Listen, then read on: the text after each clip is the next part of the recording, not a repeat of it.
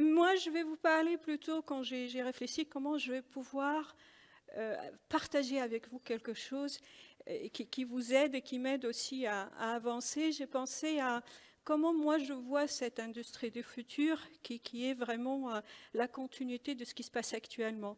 Et en fait, il y a 3 choses qui m'ont fait vraiment tilter pour comprendre ce qui va se passer demain, ou comment va être cette industrie, comment donner du sens à cette industrie du futur qui va être clé pour la France et pour ce qui va se passer dans les 30 ou 40 ou 50 années qui vont venir.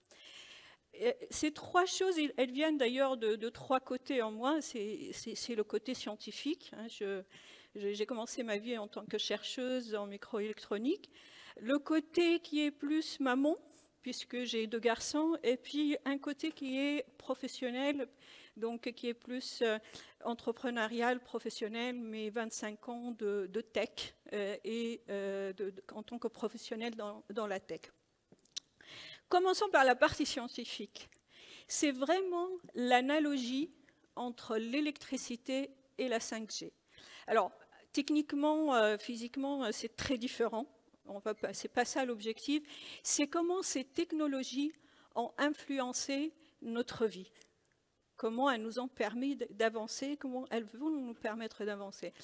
Si vous fermez les yeux et vous vous mettez à Paris en 1900 et vous essayez de voir Paris et la vie de nos arrière-parents sans électricité, comment ils faisaient, comment ça se passait, et ben c'est un autre monde. Et vous ouvrez les yeux et vous verrez aujourd'hui comment on vit. Ben, l'électricité n'a pas apporté que la lumière. C'est vrai que maintenant on fait comme ça, on a de la lumière, mais elle a changé notre mode de vie chez nous.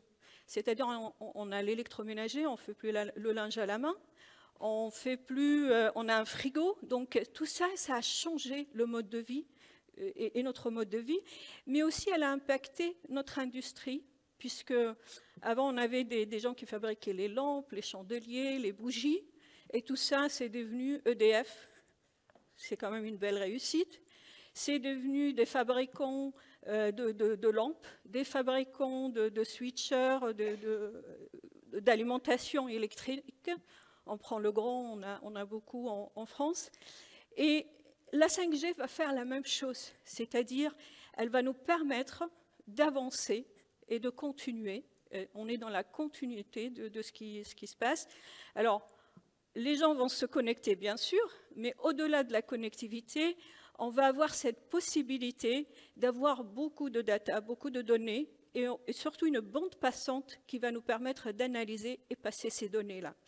Donc, typiquement, ce frigo qui était là, il va devenir intelligent. Typiquement, je ne vais plus avoir besoin d'aller faire mes courses, puisque je vais avoir sur mon appli ce que j'ai dans le frigo et ce que je n'ai pas, mon bilan de santé, les promos, et on va me proposer une liste, et puis je vais appuyer sur ce que j'ai envie vraiment d'acheter, lancer ça, et je vais avoir mes courses à la maison.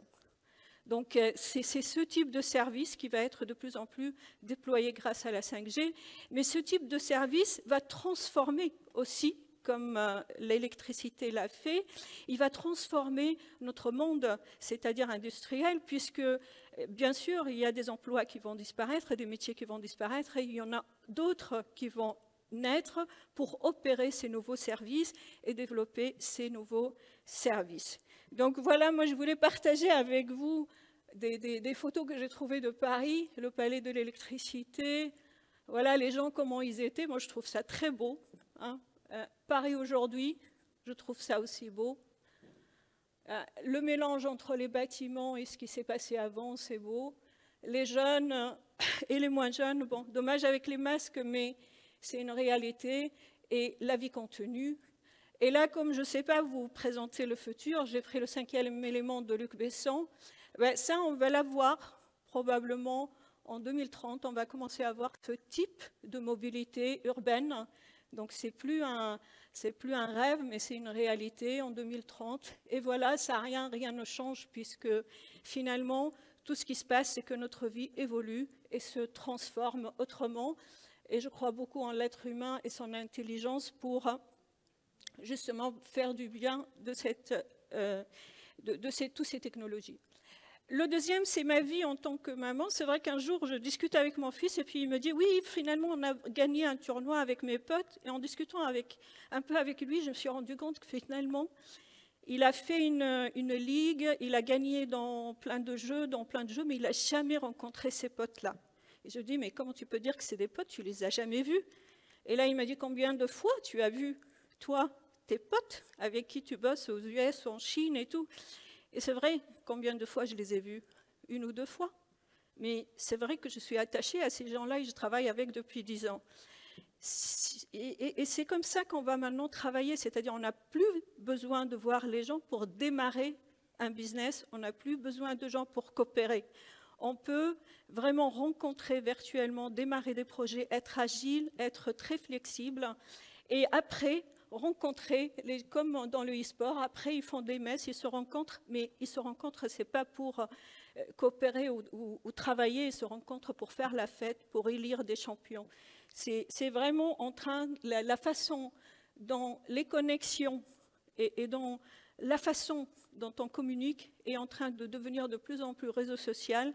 On commence en virtuel et on peut célébrer les choses en physique. Maintenant, le troisième qui est en tant que professionnel, ça fait 25 ans que je suis dans ce métier et j'ai vraiment constaté que tout ce qu'on m'a enseigné à l'école, alors je ne suis pas une économiste, hein, mais tous ces modèles de porteurs, de l'économie d'échelle, voilà, la concurrence directe, tout ça c'est en train quand même de voler en éclats. C'est-à-dire qu'on n'a plus besoin d'une économie d'échelle, d'être très très grand pour réussir. Et on le voit d'ailleurs, GE qui vient d'annoncer qu'ils coupent en 3 et ils vont couper encore, juste parce que l'économie d'échelle n'est plus vraiment un atout compétitif. Et tant mieux pour la France parce qu'on a vraiment perdu de terrain parce qu'on est 70 millions et moins de 80 millions et il y a des pays où il y a 1,3 million. Et bien maintenant ça c'est plus un avantage compétitif, d'où vraiment notre intérêt dans cette transformation. Le deuxième point qui est aussi important, c'est que vraiment on a en France des Dassault qui ont tout compris, qui ont des technologies extrêmement avancées, extrêmement vraiment qui vont nous permettre de relancer nos activités. Donc on n'est pas loin, on est vraiment dedans et c'est une vraie chance pour nous pour rebondir avec cette transformation. Et le troisième point aussi qui est pour moi important, c'est le réservoir d'ingénieurs qu'on a. Ne vous laissez pas impressionner par les classements. J'en ai vu des ingénieurs et on en a parmi les meilleurs qui sont super bien formés. Peut-être c'est pas MIT, peut-être c'est pas ça, mais on en a des super bons et en plus qui savent vraiment amener un projet jusqu'au bout, quelle que soit sa complexité. Voilà, donc je voulais dire que c'est une continuité et que c'est une vraie chance pour la France pour rebondir, pour vraiment bâtir quelque chose d'exceptionnel et de nouveau. Merci à tous.